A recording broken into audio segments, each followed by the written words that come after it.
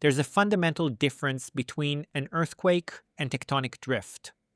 We are obsessed with the earthquake, the sudden, violent tremor, the headline-grabbing catastrophe that splits the ground beneath our feet. We can see the damage, count the casualties, point to the epicenter. It's terrifying, but it's an event. It happens. And then we survey the rubble and start to rebuild. But tectonic drift? That's something else entirely. It's the slow, silent, and absolutely relentless movement of the continents themselves. It's a change measured in millimeters per year, imperceptible day to day. There's no single event, no headline, no epicenter to point to. But over time, it's the force that builds mountains and creates oceans. It doesn't just crack the ground, it redraws the entire map of the world. For the past year, we've been fixated on the earthquakes of AI, the sudden, shocking news of mass layoffs. The ground is certainly shaking, but the real story, the one that's quietly redrawing the map of our entire working world, isn't the tremor. It's the drift. It's a force that's slower, quieter, and infinitely more pervasive. And this week, for the first time, we got a clear look at just how fast the continents are moving. Welcome back to AI Replaced Me. It's June 21st, 2025, and I'm your host, Kobe Ofek.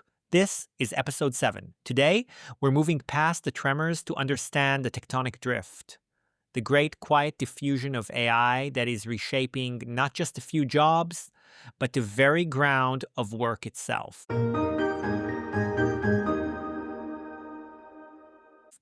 But first, let's talk about the earthquakes, because this week we felt two major tremors, originating from two of the biggest companies on the planet.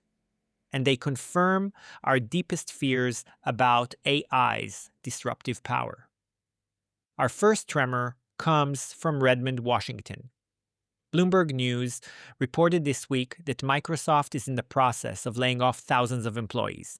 Now, layoffs in big tech are sadly nothing new, but the why here is what matters. These cuts, predominantly hitting the company's sales divisions, are explicitly linked to Microsoft's colossal capital expenditure this fiscal year, a staggering $80 billion, earmarked for the data centers and infrastructure needed to power its AI ambitions. Let's connect those dots, because it's a simple, brutal equation. A company spends $80 billion on a new capability. Shareholders expect a return on that investment. Simultaneously, the company lays off thousands of well-paid, experienced professionals. The conclusion is unavoidable. Microsoft has calculated that the functions performed by those human salespeople can now be done more cheaply, more efficiently, or more effectively by the AI systems that the $80 billion paid for. This isn't just about augmenting the sales team. This is about fundamentally re-architecting the sales process itself. Think about what AI can do now. It can analyze vast data sets to qualify leads with an accuracy no human team could match. It can craft personalized outreach emails and proposals at a scale that is simply impossible for people. It can predict customer needs before the customer is even aware of them. The role of the human salesperson, long thought to be safe because it was built on relationships and persuasion, is being deconstructed one task at a time by the algorithm. This is a critical turning point. The $80 billion investment isn't just for new servers. It is an act of strategic labor displacement. The capital is literally replacing the human. And if Microsoft's move was a tremor, this signal from Seattle was the aftershock that confirmed the fault line. Just a day earlier, Amazon CEO Andy Jassy sent a memo to his staff that did away with all the usual corporate euphemisms. Amidst escalating pressure from shareholders to show a return on Amazon's own gargantuan $100 billion AI infrastructure bet, Jassy was brutally direct. He stated plainly that as AI becomes more integrated into their operations, certain corporate roles will become obsolete. This is what I call the end of the polite fiction. For years, we've been told this story about reskilling and augmentation. Jassie's memo, following 27,000 job cuts in 2023 and more in 2024, drops the pretense. It's a clear signal to Wall Street. The AI dividend for investors will be paid for in part by reducing the company's human headcount. It's a bellwether for the entire corporate world, normalizing the explicit link between AI investment and workforce reduction. The earthquakes are real, and they are just getting started.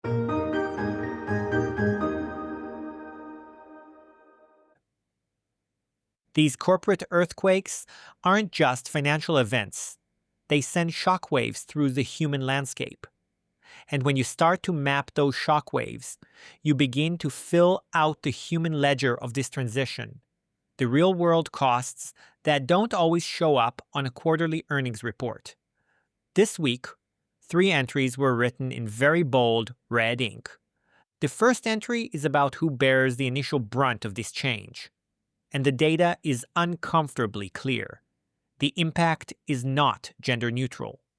A new report from the International Labor Organization this week revealed that 9.6% of jobs predominantly held by women are highly susceptible to AI-driven transformation.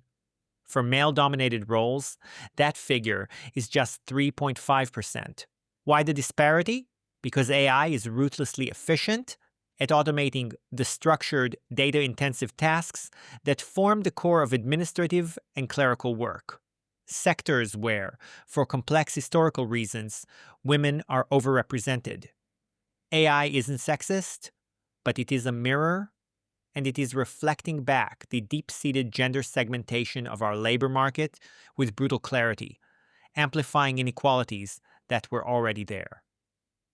The second entry on the ledger isn't about the people who lose their jobs, but about the ones who are left behind, the so-called survivors. And it turns out, surviving automation comes with its own tax. A report from PayScale Inc. this week revealed a stunning trend. The number of companies losing talent because their employees perceive their pay as unfair has skyrocketed from 21% in 2024 to 31% this year.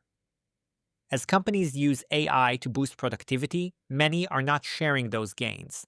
Instead, they're reducing pay increases and offering lower salaries to new hires.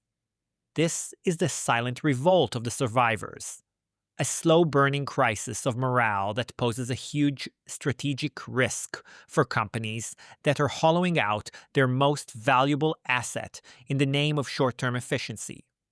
The third, and perhaps most structurally dangerous entry on this ledger is the sound of the first rung of the career ladder snapping off.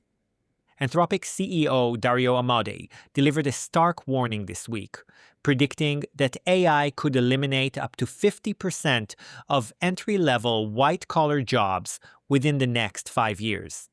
This isn't just about a tough job market for recent graduates. It's a systemic crisis. If the entry points into professions disappear, where do the experienced professionals of tomorrow come from? How do you climb a ladder when the first few rungs have been automated out of existence? It's an experience paradox on a massive scale, and it threatens to break our entire model of talent development.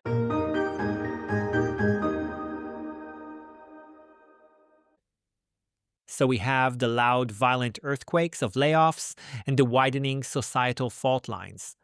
It's a grim picture, but just yesterday, the International Labor Organization released an updated research brief that changes the narrative entirely. It's the most sophisticated analysis of AI's impact to date, looking at nearly 30,000 individual tasks. And it points not to an earthquake, but to that slow, inexorable tectonic drift. And it all comes down to one slightly counterintuitive statistic. The report found that the mean or average automation score for jobs actually saw a marginal decrease since their last report, dropping from 0.30 to 0.29. On the surface, that sounds like good news. but it hides the real story. The most important finding of the entire report is that the variability of those automation scores has decreased significantly. What on earth does that mean? Let me try an analogy. Imagine the impact of automation was like a single, high-powered laser beam. It could completely incinerate one specific spot, but leave the surrounding area untouched. That's a world with high variability. A few jobs are at extreme risk, but most are safe. Now imagine that laser beam is replaced by a giant floodlight. The light isn't as intense at any single point, but it illuminates the entire area with a more moderate, even glow. That's a world with low variability. And that's the world the ILO report describes. This is what I'm calling the Great Diffusion. AI's influence is becoming more consistent and widespread. It's less about a few jobs being totally wiped out, and more about most jobs being moderately reshaped. The impact is diffusing throughout the entire economy. It's a quieter, less dramatic change than a mass layoff, but it is arguably more profound, because it means that fewer and fewer jobs are entirely immune, even if fewer are being totally eradicated. This is the tectonic drift. It's the ground changing under everyone, all at once. Now, this diffusion isn't perfectly even. The same report highlights one area where the automation risk has actually increased: media and web-related professions, thanks to the explosion in generative AI for voice, image, and video. This shows that even as the general impact becomes more diffuse, AI is still making targeted advances, pushing the boundaries into what we once considered the safe ground of human creativity. All right, let's catch our breath with a few rapid-fire updates from the front lines. Our future forward flashes. Oh my goodness! Time for future forward flashes! Flash 1. The historical echo. A concise warning from the Financial Times this week. The 1990s. IT boom created an inequality trap by pushing displaced workers into lower productivity jobs. The data suggests we are walking into the exact same trap today. Flash 2. The subtle score. The new ILO report's headline number is a tiny change in the average automation score, from 0.30 down to 0.29.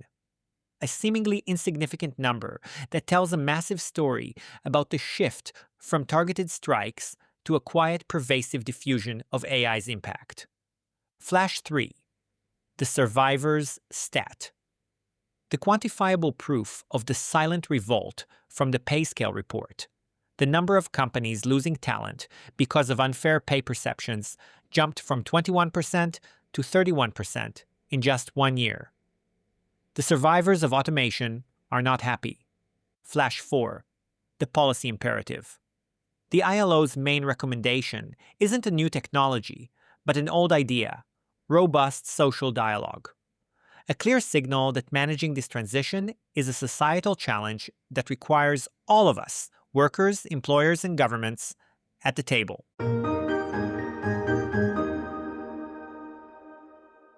So what's the real story of the week? We are witnessing two things at once: the loud, painful tremors of strategic layoffs at companies like Microsoft and Amazon, which confirm our fears of replacement. And at the exact same time, the much quieter, more profound diffusion of AI into the very fabric of almost every job, a tectonic drift that is changing the nature of work for everyone. This presents a completely new kind of challenge. It's no longer enough to just survive the earthquake, to avoid being in the one job that gets eliminated.